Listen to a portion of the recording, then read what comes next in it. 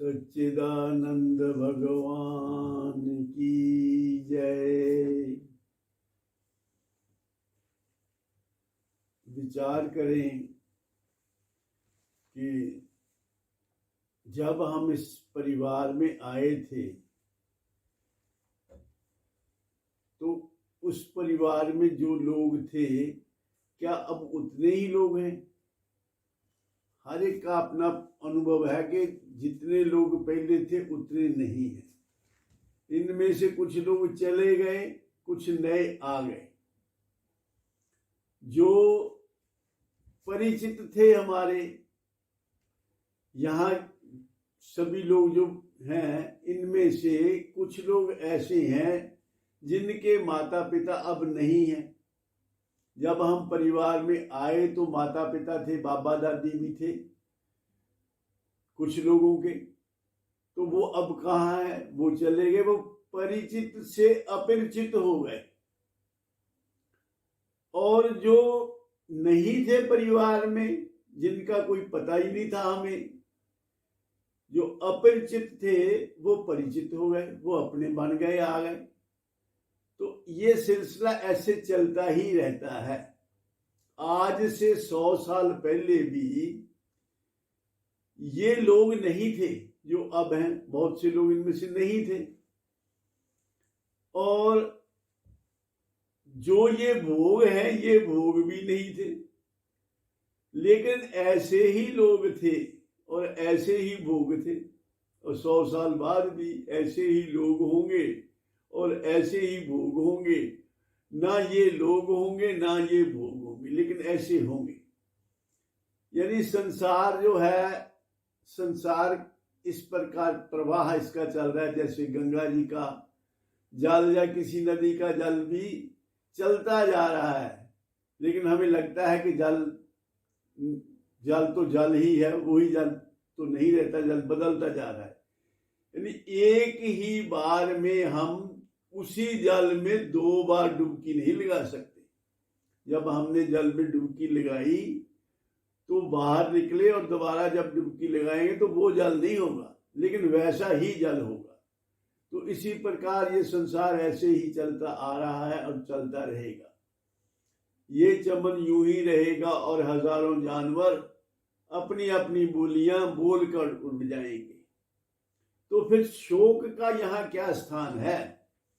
जब हम किसी बात के लिए भी दुनिया में शोक नहीं करना चाहिए। सारा जो गीता जी का संदेश है, गीता जी की जो शिक्षा है, अर्जुन को निमित्त बनाकर भगवान ने दी है सारी मानव जाति को, वो शोक निवारण करने के लिए ही है।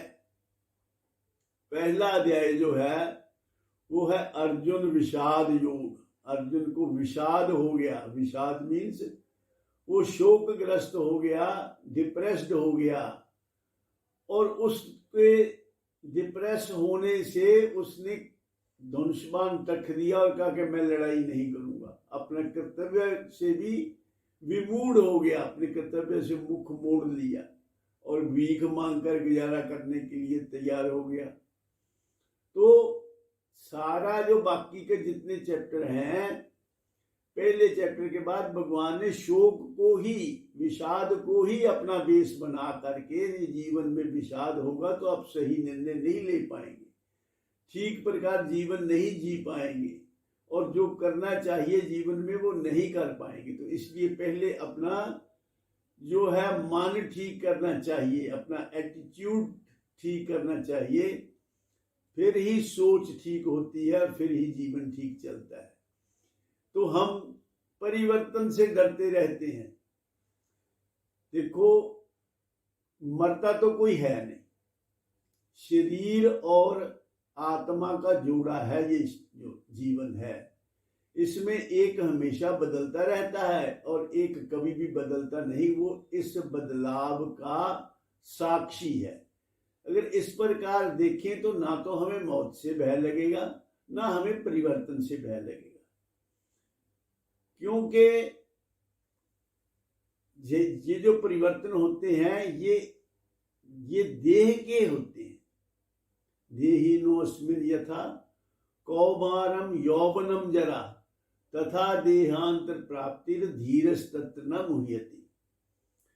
भगवान ने कहा है कि ये जो देह है इसमें जैसे बालकपन है, उसके बाद फिर जवानी आती है, फिर बुढ़ापा आता है, इसी प्रकार मौत भी आती है।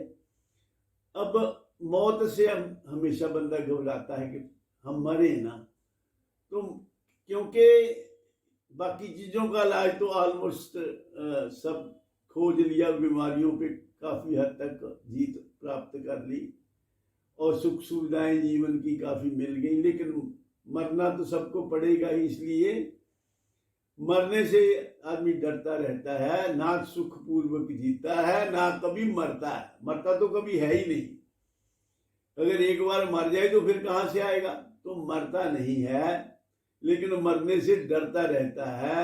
डरता इसलिए है कि इसको अपनी अमरता का ज्ञान नहीं है, इसे पता नहीं कि कौन मरता है। शरीर मरते हैं और तुम शरीर नहीं हो, ये ज्ञान जब तक नहीं होता तब तक मौत का भय बना ही रहता है।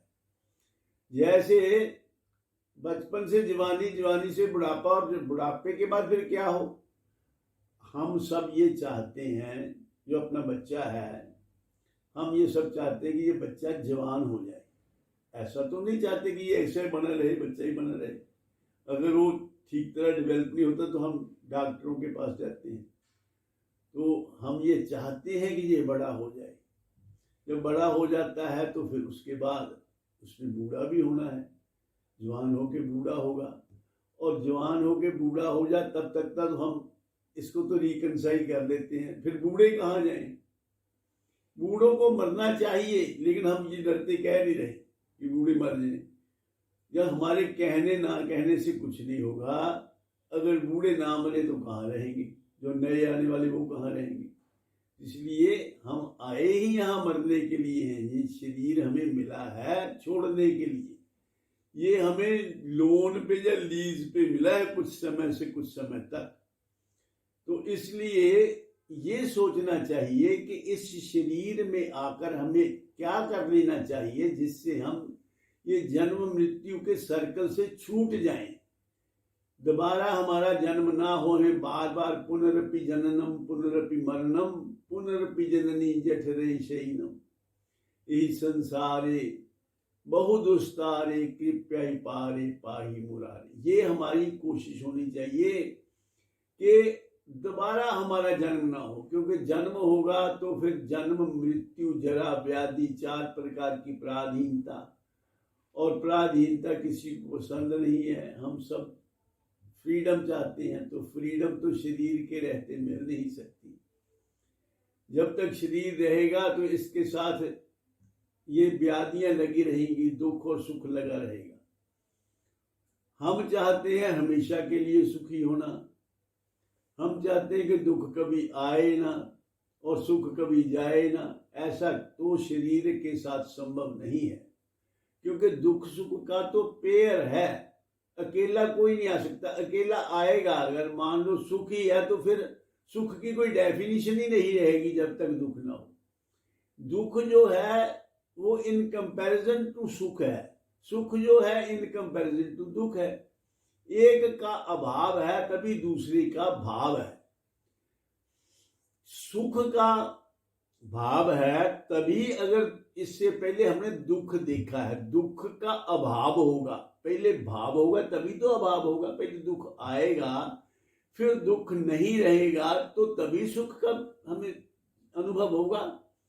तो या दूसरे शब्दों में कहें कि दुख पहले होगा तो उसके बाद सुख आएगा, फिर सुख के बाद दुख आना भी अनिवार्य है।